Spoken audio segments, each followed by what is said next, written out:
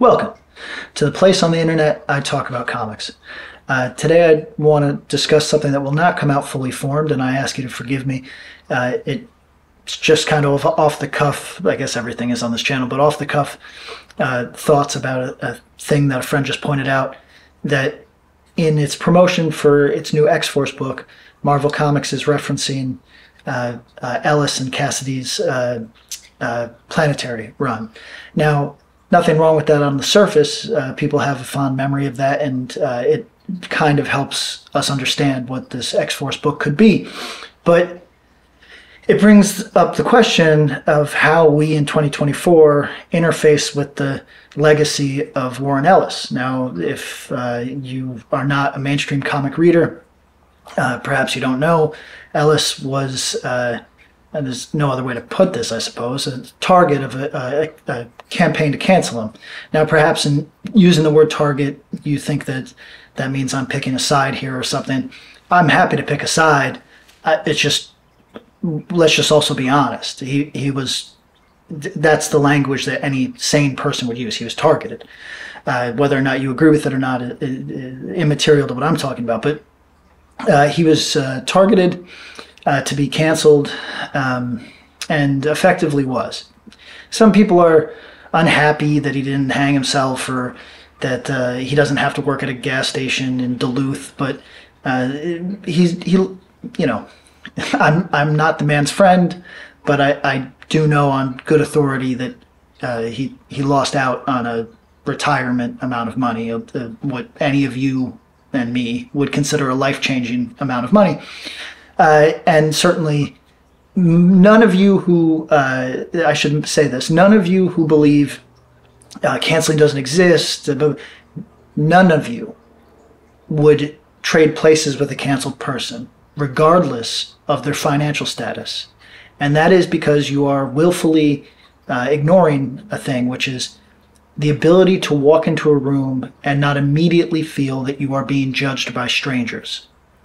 It is a painful experience. Everybody who has experienced any type of cancellation will tell you it is, the money part hits far later. It is really the ability to move without prejudice within circles that you previously were able to do so. Again, I can give my opinion, but it doesn't matter. I'm just asking you to be realistic about the things being discussed, okay? So if we're all on the same page now, let's talk about how we've gone to lengths to delete this man from the canon, and to act like he didn't have a massive impact on comics for 20 years. And then in the same breath, we acknowledge his genius. Some of you might say, well, that's exactly right. You know, that's the appropriate. I don't agree with you. Is there any logical reason, and forget your moral judgments, is there a logical reason that he should not be working in comics? By logical, I mean, is he a threat to someone? And I won't go into the details of his quote-unquote case. Of course, it never went to a trial of any type, but the allegations are available online.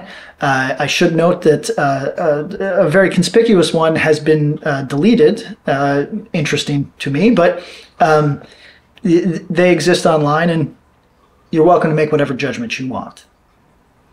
What I'm asking is, if he's the foulest fuck that ever existed, does that mean he shouldn't work when everyone in comics, and I mean this, everyone in comics recognizes that he was a singular voice who added to the medium? I'm not even his biggest fan. I like a third of his work, maybe. And there's no denying what he was. So if everyone who, pardon me, everyone who matters, and by that I don't mean powerful people or people who leverage powers that they don't have. What I mean is people who value and hope to expand on the medium, the industry, the pop culture effect of comics. Those people all agree you can't arrive at genius through bureaucratic succession. There's no Ellis in the wake of Ellis. You can't dislodge Ellis and a new Ellis takes his place. And I think that this is perhaps where the conversation on this man has really gone sideways. I'm not proposing a conspiracy here. I'd like you to hear me out. I don't think that his fellow comic book creators got together in a dark and smoky room with an effort to destroy his life. Some people did, but not his peers. His peers celebrated his exit, and some of them were cowed into making statements denouncing him, which, again, without any judgment on what the man did or did not do, holy shit. Some of you got appointments with St. Peter. You know what I mean? Some of you are going to have to explain yourself, because you can't know the dirt, do the dirt. You can't be within a circle and then wash your hands when things get hot. That's some of you got away with it. Some of you did the perfunctory things and kind of bought yourself out of having your own lives investigated by the internet. But you should, some of you, I hope you wrote very heartfelt letters to Ellis afterwards. But at any rate, his peers were happy to see him go. That's not a conspiracy. You can just search the internet for that. And part of that is probably because he was dismissive of some of you when you were coming up. And then another part of it is because some of you really believe that if you get rid of the guy hogging all the oxygen, that there's more oxygen for you. But that's not how it works with talent. Maybe you'll get other jobs. Maybe you'll get more jobs. This is corporate shit, right? You cut the throat of the guy above you, makes a little bit more space in the budget for you. Maybe your title at the company is bumped up. But in terms of your achievement and how readers, how people who care about comics see you, that's not changing because you slit the throat of the king at all, actually. You still have to do good work.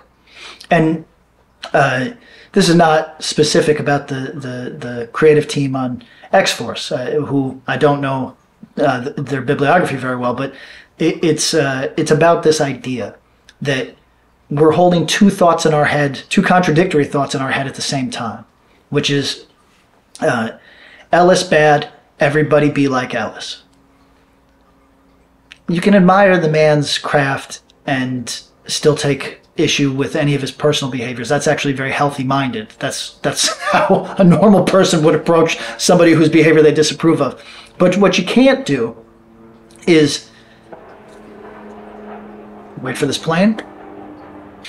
What you can't do is treat this business like a Burger King, Baskin Robbins.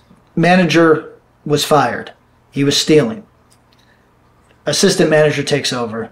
He's going to do just as good a job. Can't do that. It's not how it works. There's talents here. There's generational talents, and in fact, they're, as you might guess, they're rare, but Ellis happened to be one of them. And again, that's whether you think his work is all that is immaterial, whether you think he was past his prime is immaterial. None of that matters. You have to acknowledge that you can't slot new people into his role because he made his role. He shaped it by doing the thing better than other people. And I think that we're behaving schizophrenic. We are all acknowledging Ellis when it suits us, and we're pretending he doesn't exist when perhaps we're worried about having our own lives, picked apart or whatever it is. So this shunning embrace that we have for this man is fundamentally stupid, broken, and it has nothing to do with his behavior at all anymore. It has to do, or how it was received, or how it was handled by Comics Press, by the Twitterati. It has nothing to do with that. Just think about how we're talking out of both sides of our mouth, and then ask yourself, what do I actually value? Is there any reason that this man shouldn't be writing comic books from, the office of his, I don't know where he lives, Liverpool flat? Is there a reason? Would your life be better or worse if you had great works to read? Why are you keeping yourself from good things? Because you have a moral impetus to shun people who have done what in your view is bad things in the past? Or is it because there's a social pressure and you're just riding with it like a leaf on a string? For myself, I'm not holding contradictory thoughts. I'm not allowing cognitive dissonance to clang away all day. We either say, yeah, no, we don't acknowledge this guy anymore, or we acknowledge the simple truth that he did genius level work for a long time, and there's not a reason on this earth that we should all clamor for his work and then deny it to ourselves. Oh, this is our penance. This is how we get into heaven, is that we deny ourselves good things. That's not me. He puts out a book tomorrow, I'll read it tomorrow. And I probably won't read X-Force. Take it under advisement, Marvel and everybody else.